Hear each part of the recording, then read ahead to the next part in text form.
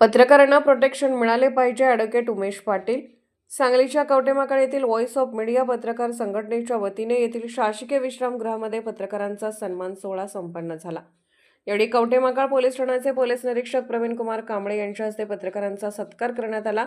यावेळी आरेवाडीचे police Patil Ramchandra Patil, sarpanch Ramesh Kolekar, advocate माळी तसेच voice of media कवटेमहाकाळचे सर्व पदाधिकारी सदस्य उपस्थित होते.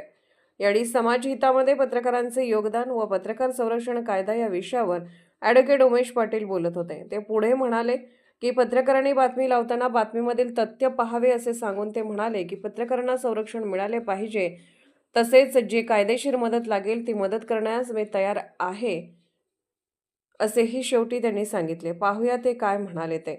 महाराष्ट्र वेद न्यूजसाठी मुख्य संपादक लक्ष्मण सनगर, कवटेमहाकाळ.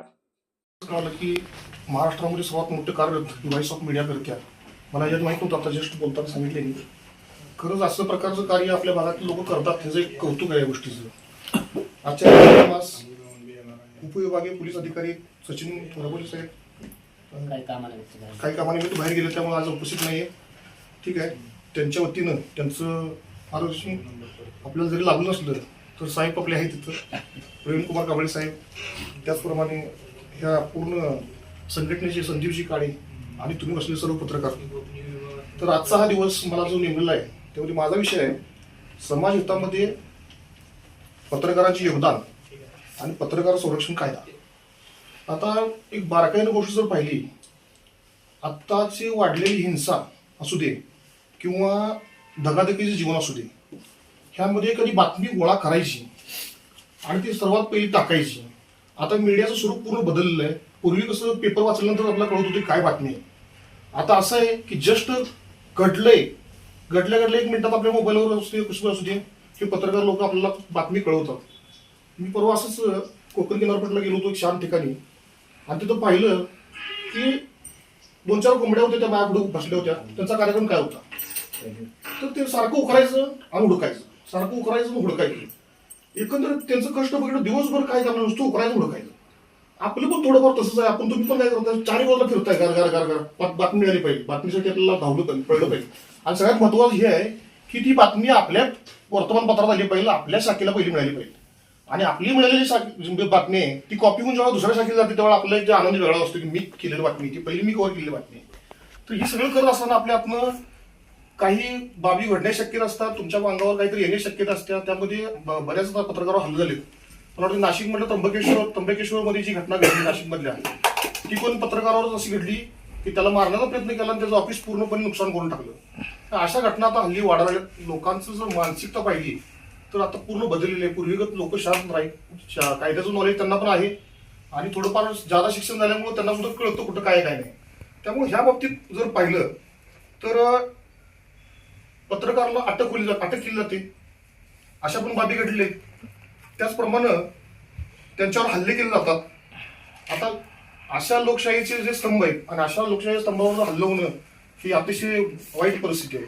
आणि याकरताच पूर्ण भारतामध्ये कुठेही पत्रकारांना प्रोटेक्शन कुठेही नाही. पण महाराष्ट्र एकमेव असं स्टेट आहे की त्यामध्ये साधारण मी आता GR आणलाय, नोटिफिकेशन आणले 2019 सालाला, 17 सालाला मंजुरीला ठेवलं आणि राष्ट्रपती सही होऊन 2019 सालाला बाहेर पडला नोटिफिकेशन. त्यामध्ये पत्रकारांना पूर्णपणे प्रोटेक्शन दिलेलं आहे. काही पत्रकारांवर जरी हल्ले झाले असले आणि त्यांच्या कार्यालयाची तोडफोड झाली असली तरी ती देखील कार्यालयाची तोडफोड जी काय आहे झालेली ती तुम्हाला घटनेचं कलम 19(1)(अ) अन्वये तुम्हाला त्याची रिकव्हरी केली जाते. आणि तुमच्यावर जे गुन्हे झालेले आहेत किंवा तुम्ही ज्यांच्यावर गुन्हे दाखल केलेत त्याचा तपास हा सामान्य व्यक्ती न करता पोलीस निरीक्षकांनी करावा असं स्पेसिफिक त्यामध्ये नमूद केलेलं आहे. आणि जो कोण तुमच्यावर अशा प्रकारचे हल्ले करतात त्याला 3 वर्षे शिक्षा आणि 50,000 रुपये दंड, अशा प्रकारचं नवीन कायद्यामध्ये आता त्या प्रस्तावित झालेलं आहे. मी त्याचं नोटिफिकेशन काढलेलं आहे, तुम्हाला दाखवतो. तर थोडक्यात पाहता की पत्रकारांसाठी आणखीन एक महत्वाची गोष्ट की आपण जी बातमी प्रसिद्ध करतो त्या बातमीमध्ये तथ्य आहे नाही हे पाहणं पण फार गरजेचं आहे. पत्रकारांना भीती असते की एकाच केसची भीती असते, ती म्हणजे आबरू नुकसानचा दावा. जो तो उठतोय तू माझ्याबद्दल छापला असेल तुझ्यावर आबरू नुकसान दाखल करणार. आपण ऐकले पण यापूर्वी आबरू नुकसानाचे दावे बऱ्यापैकी दाखल झालेले पण आहेत त्याच्यावर. तर त्याची शहानिशा कशी करायची, तर आबरू नुकसानीचे दावा आहे ते 2 प्रकारचे, म्हणजे 2 प्रकार त्यामध्ये तुम्हाला माहिती असणं आवश्यक आहे. एक स्लँडर येते आणि लायबल येते. म्हणजे स्लँडर म्हणजे काय, तुम्ही जे छापताय ती छापलेली जी घटना आहे ती घटनेच्या अनुषंगाने तिथे वस्तुस्थिती नाही आहे. म्हणजे एखाद्याला बद्दल तुम्ही छापले तिथं असं आहे अशी आहे तसं आहे छापले, पण त्याची तिथे वस्तुस्थिती नसेल आणि तो जर पेपर त्या व्यक्ती हाताला लागला असेल आणि त्या आधारे जर त्यानं आपल्यावर केस दाखल केली, पत्रकार बघून केस दाखल केली, तर त्या पुढे अवघड होऊन नसते.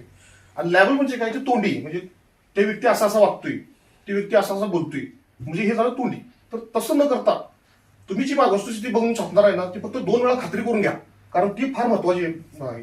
कारण माझ्याकडे 2 वेळा अशा केसेस झाल्या होत्या, त्या केसेसमध्ये माझ्याकडे आली होती, पण मी म्हणतो ते होणार नाही त्यात, कारण ते लॅबल आहे, स्लॅन्डर नाही आहे.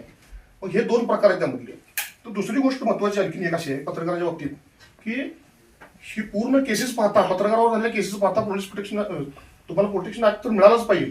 आता आम्ही ऍडव्होकेट ऍक्टसाठी पण भांडणार आलो, ऍडव्होकेटला प्रोटेक्शन मिळावं म्हणून पण आम्ही भांडणार आलो. पण सर्वात महत्वाचं आहे की तुम्हाला प्रोटेक्शन मिळणं, आणि ते प्रोटेक्शन मिळण्याच्या अनुषंगाने हा जो GR आहे ते GRच आपण अवलोकन करावं तुम्ही.